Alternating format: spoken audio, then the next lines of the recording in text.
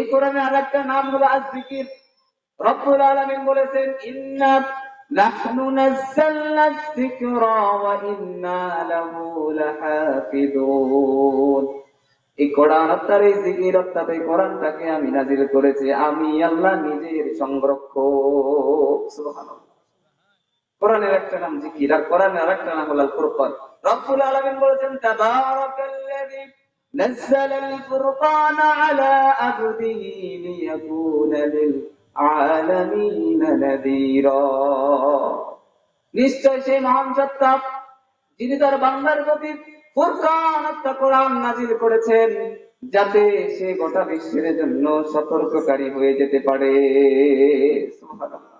তার মানে কোরআনের একটা নাম হলো ফুরকান। এই কোরআন ফুরকান থেকে আমরা আলোচনা শুনবো ইনশাআল্লাহ, সময় নাই বললেই চলে। ফুরকান এটা সত্য মিথ্যার পার্থক্য করে দেয়। রব্বুল আলামিন এখানে রহমানের বান্দাদের 12টা গুণের কথা বলেছে। এই 12টা গুণ যাদের ভিতরে থাকবে, রব্বুল আলামিন বলেছে আমি তাদের জন্য জান্নাতের ভিতরে একটা অ্যাপার্টমেন্ট বরাদ্দ করে দিব। সুবহানাল্লাহ। জান্নাতের ভিতরে অ্যাপার্টমেন্ট আমরা চাই কি চাই না? রব্বুল আলামিন বলেছেন, ওয়া ইবাদুর রাহমানিল্লাযীনা ইয়ামশুনা আলাল আরদি হাওনা ওয়া ইযা খাতাবাহুমুল জাহিলুনা ক্বালু সালামা। রহমানের বান্দা তো তারাই যারা দুনিয়াতে নম্রভাবে চলে, বিনয়ের সঙ্গে চলে। জাহিলরা অজ্ঞরা যখন তাদেরকে সম্বোধন করে, রহমানের বান্দারা তখন বলে সালাম। রহমানের বান্দাদের প্রথম গুণ ইয়ামশুনা আলাল আরদি হাওনা। রহমানের বান্দারা যখন দুনিয়াতে চলে বিনয়ের সঙ্গে চলে, নম্রভাবে চলে, অহংকার নিয়ে চলে না। এজন্য রব্বুল আলামিন বলেছেন হাদিসে কুদসিতে এসে, অহংকার হলো আমার চাদর। অহংকার হলো আমার চাদর, দাম্ভিক্য আর মহত্ব হলো আমার পোশাক। এই দুইটা জিনিস নিয়ে যে টানা হিসকা করবে, আমি আল্লাহ তাদেরকে টেনে হিসড়ে জাহান্নামে নিক্ষেপ করব। অহংকার আল্লাহর চাদর। আমরা অহংকার করি, অহংকার করা যাবে না। অহংকার আল্লাহর চাদর। অহংকার দাম্ভিকতা এটা শয়তানের স্বভাব ছিল। পৃথিবীর প্রথম অহংকারী ছিল শয়তান। এজন্য আমরা যেন অহংকারী না হই, আমরা বিনয়ী হব, আমরা নম্র হব। কিয়ামতের কঠিন দিনে যারা দুনিয়াতে অহংকার করেছে, এদের জন্য এরা ছোট্ট পিঁপড়ার ন্যায় উঠবে। এবং কিয়ামতের কঠিন ময়দানে 6 শ্রেণীর ব্যক্তি যাদের কোনো হিসাব নাই, বিনা হিসেবে জাহান্নাম, তার মধ্যে প্রথম শ্রেণীর যে অহংকারী দাম্ভিক। এজন্য রব্বুল আলামিন বলেছেন, ওয়ালা তুসাইরু খাত্তাকা লিন-নাসি ওয়ালা তামশি ফিল আরদি মারাহান ইন্নাল্লাহা লা ইউহিব্বু কুল্লা মুখতালিন ফাখুর। তোমরা পৃথিবীতে মানুষকে অবজ্ঞা করো না, অবহেলা করো না, পৃথিবীতে দাম্ভিকের ন্যায় পদাচরণ করো না। নিশ্চয় রব্বুল আলামিন অহংকারী দাম্ভিকদেরকে পছন্দ করেন না। অহংকার, অহমিকা এটা যারাই করেছে তাদের পতন হয়েছে। নম্রতা অহংকার করেছিল, থাকতে পারে নাই। ফেরাউন অহংকার করেছিল, থাকতে পারে নাই।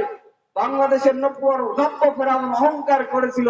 5ই আগস্টের গণ অভ্যুত্থানে, ছাত্র জনতার গণ অভ্যুত্থানে ছাত্র জনতা ওর মসনদকে ভেঙে চূর্ণ বিচূর্ণ করে দিয়ে গঙ্গার জলে ভাসিয়ে দিলে ভারতের দিল্লিতে পৌঁছে দিয়েছে। চিল্লায় কর ঠিক কিনা?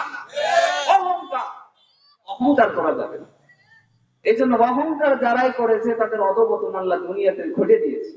এই জন্য তাদের নাম নিশানা নেওয়ার মতো এখন কেউ নাই। কারণ অহংকার এটা হচ্ছে পতনের কারণ। ফেরাউন অহংকার করলো, আল্লাহ ডুবে মারছে। নমরুদ অহংকার করেছে, আল্লাহ ছোট্ট মশার দ্বারা তাকে ধ্বংস করে দিয়েছে। পৃথিবীর অনেক জাতিকে, সম্প্রদায়কে আল্লাহ ধ্বংস করেছে একমাত্র অহংকারের কারণে। ইবলিস এ কিন্তু ছিল কি খুবই ভালো, আল্লাহর প্রিয় ভাজন বান্দাদের একজন, আল্লাহর তাসবিহ যুক্ত। কিন্তু আল্লাহ বললেন আদমকে চিন্তা করো। আমি কি আদমকে? আমাকে তৈরি করা হয়েছে আগুন থেকে, আর আদমকে তৈরি করা হয়েছে মাটি থেকে। আমি তো সবচেয়ে শ্রেষ্ঠ আদমের চেয়ে। আল্লাহ বলে বের হয়ে যায় এখান থেকে, তুই এই পবিত্র জায়গা থেকে অহংকার করবি, এটা হতে পারে না, বের হ। ইবলিসকে বিতাড়িত শয়তানে রূপান্তরিত করছে, এই জন্য অহংকার করবেন। এরপরে রব্বুল আলামিন বলেছেন, ওয়াইদা খাতামাহুল জাহিলুনা ক্বালু সালামা। রহমানের বান্দাদের 2 নাম্বার গুণ জাহেলরা, অজ্ঞরা যখন তাদেরকে সম্বোধন করবে তখন তারা বলবে সালাম।